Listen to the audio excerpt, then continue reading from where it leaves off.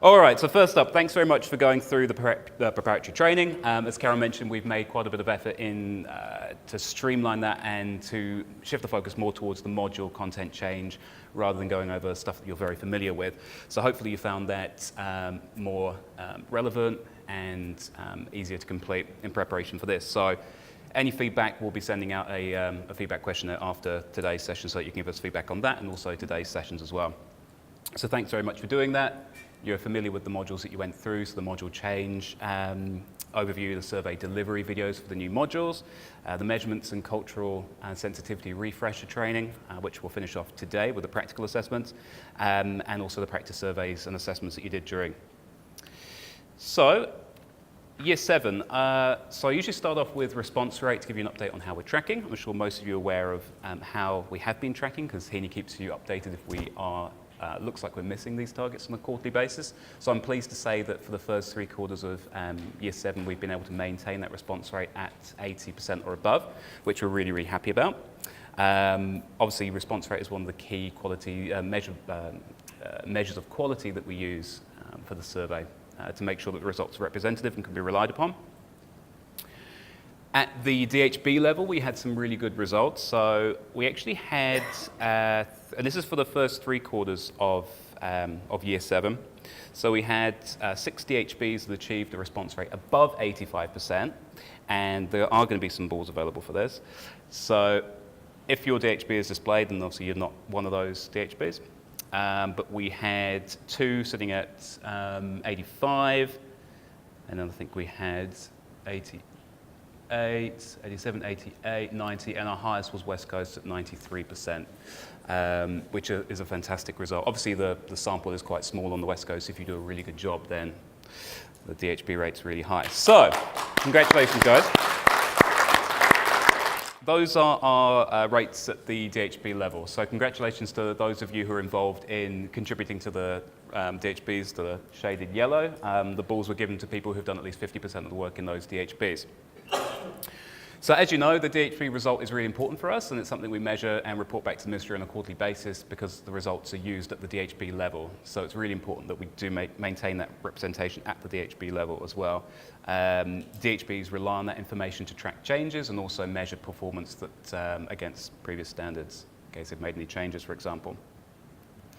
If your DHB isn't there or is a little bit lower, then yeah, you do still have quarter 29 to boost that.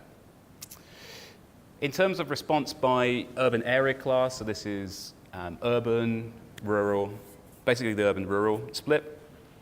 Again, we've been able to maintain the rates across all of those 4 subsamples for the whole year. So again, that's important because there are different needs and experiences of people that live rurally versus in urban environments. And again, it's important that we maintain that response rate. Area and role, same thing. I'm not going to spend too much time on that. So measurement rates, as you're aware, we removed blood pressure measurement from the measurements this year, and obviously that is a bit of a tool of engagement, and it is a nice sell for that part of the survey. So I'm pleased to say that we've been able to maintain rates above 93% for height, weight, and waist for the past 3 quarters. Obviously, we'll be reintroducing BP for Year 8. You will notice, though, we did dip slightly in the most recent quarters, so I do ask that for the last quarter we keep a really close eye on measurement rates, just to make sure that we end the year on a nice even keel. For data linkage, we had a similar story. Those rates have been maintained. Child is always a tiny bit lower than adult, but we've been able to maintain rates. I think it's above 93, 94% for both adult and child. So as Barry mentioned, the results or the data from our survey that's collected and where people agree to give consent for data linkage, that information is at the moment, like literally right now, being combined into the IDI data set, which consists of information from various government departments, which is held by Stats. So that information is finally going into that data set now and will be available for researchers probably next year to apply for access to and to start their analysis. So thanks very much. That information is finally going through, so please keep up those really high rates. You guys are doing a fantastic job. One thing to note with data linkage, though, is that we can only do it if we have 3 pieces of information, and that's full name, gender, and date of birth. If any of those 3 are missing or wrong, we can't complete the linkage. So although we have high rates, say 93% for data linkage, the matching rate comes down by about 20% once you take account of that factor. So that's another important thing that we're focusing on quality-wise, is making sure, and you will have seen these things pop up in the quality tables, that we're recording both surname and date of birth for data linking. So the graph you've got on the screen at the moment is surname, and over the past 3 quarters, because we're given this a bit more focus, we've been able to maintain or raise those rates back up to where we were in year 5. So that's the main reason why we're looking to keep a really close eye on the rate of surname collection. And if someone's happy to give consent to data linkage and give their date of birth, they should be happy to provide their surname. Essentially, if we don't have surname, we can't link. There is some value in getting a middle name, and we don't capture it at the moment for health, but we may in the future. Like we do with crime, there's an optional field for middle name. It does help. The guys at the ministry use a really complicated algorithm to do the matching, so they'll look at slight variances on names, for example, to try and get that match. But yeah, the most important thing, first name, surname, gender they get from the survey, and then obviously date of birth is crucial. And without that, yeah, we can't do the linking. So good news in terms of surname rates. Please, again, keep the focus up on that and try and capture those surnames wherever you can. Date of birth, we don't have a problem. We never really have. We capture date of birth for practically everyone. It's very, very rare that somebody will decline date of birth. So just, yeah, keep in mind about the surname. Future research consent. So that's at the end of the survey. Are you happy to be recontacted in the next couple of years about other research projects? So again, you guys have done a great job at maintaining those high consent rates. We've actually had quite a bit of activity in this space over the past year with researchers accessing our pool of respondents to approach them for other research projects.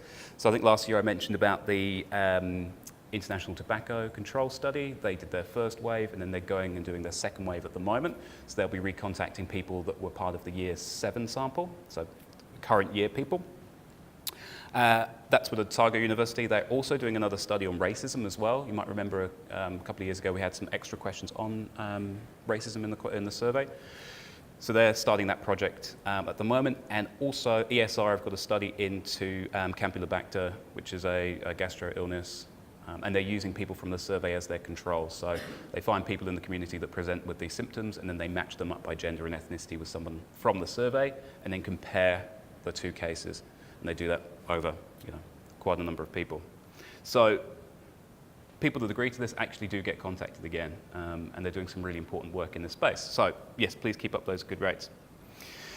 So I'll quickly run through some really fantastic results that we've had within the team. I think there's maybe a couple of people that aren't here, but I'll go through them. So, largest number of positive feedback postcards.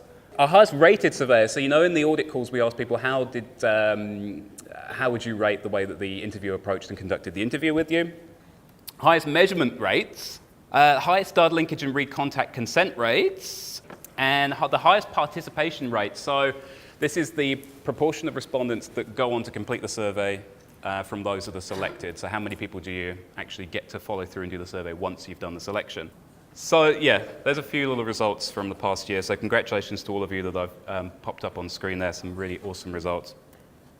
So for the Year 8 pilot, I appreciate I'm running a little bit over time, so I'll keep this short and sweet. So this year we had 100 respondents take part in the pilot.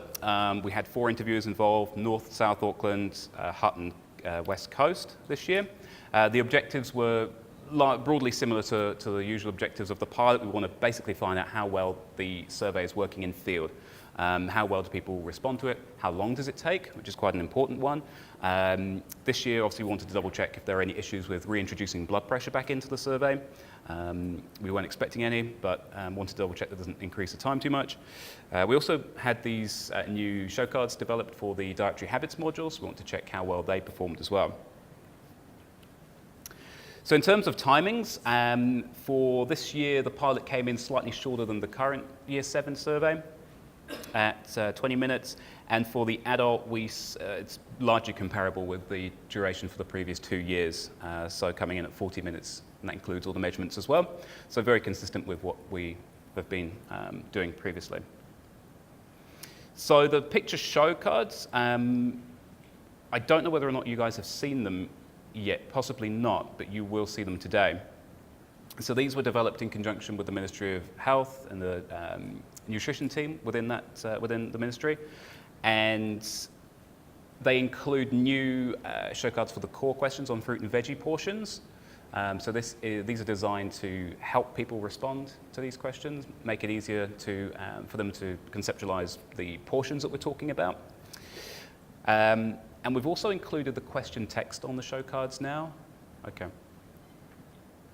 So in the pilot, the results were overwhelmingly positive. People found them really attractive. They engaged well with them. The pictures helped people to select their answers as well, especially within the dietary habits where there's lots of different examples. Some people would just tell you what they're eating based on the pictures. Provided visual engagement, so it's always good to change things up during the survey. So the added text that we had, the question text, though, that worked really well for people for whom English is a second language, as they could read along whilst you were reading on screen as well. And of course, the show cards are cycling through automatically. So there are some show cards now that don't have the response numbers on them, and those questions will be ones that have numbers in the response options. So to save confusion, so if somebody says 2, you don't know, is it option 2 or is it 2 portions per day? So for those questions, the numbering has been removed, so they have to read out the answer, so there's no confusion there. Which should save you guys some clarification. And there's just a couple of examples of the new show cards there. So reintroduction of BP. So we mentioned last year the reason why we were cycling BP out, and that's because it doesn't change that much from year to year, and we wanted to free up more time for additional questions in the module. So that's why it was taken out last year. We're reintroducing it this year because we need updated data. So it'll be going back in, and we've got space to accommodate it. You'll be using the old measurement cards again this year, the ones with the advice on the back for blood pressure. And chances are it'll be cycled out in the future. So it'll sort of be an in-out sort of thing going on. In terms of feedback from respondents, we conduct audit calls with everyone that took part in the pilot, and we get them to rate their experience on a number of different measures. And these are the blue results of this year and the grey results of the pilot from last year. So across the board, pretty much with the adult, we saw a nice improvement in how they rated the adult survey. And then when we look at the child, on every score, we've got an improvement. So that was really reassuring. That said, the pilot last time for last year was a bit longer, and we ended up cutting quite a few questions out to bring it down. So we knew off the bat that we had quite a refined survey following the pilot.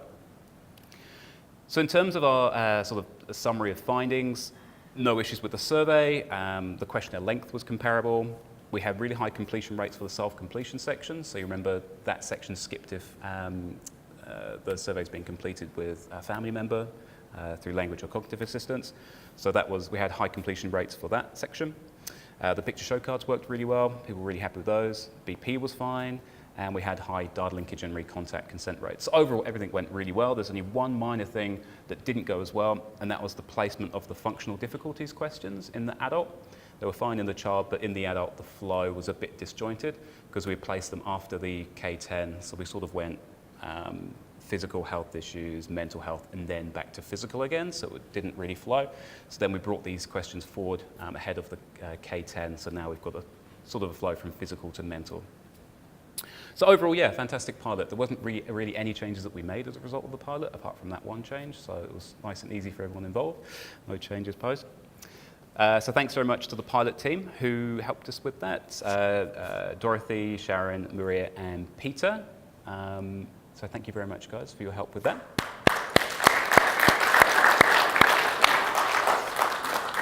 And to wrap things up, thank you all very much for all of your hard work over the past 12 months. I can't believe it's been 12 months since we were standing here and sitting here last time. It's nuts. But thank you very much, and please keep it up.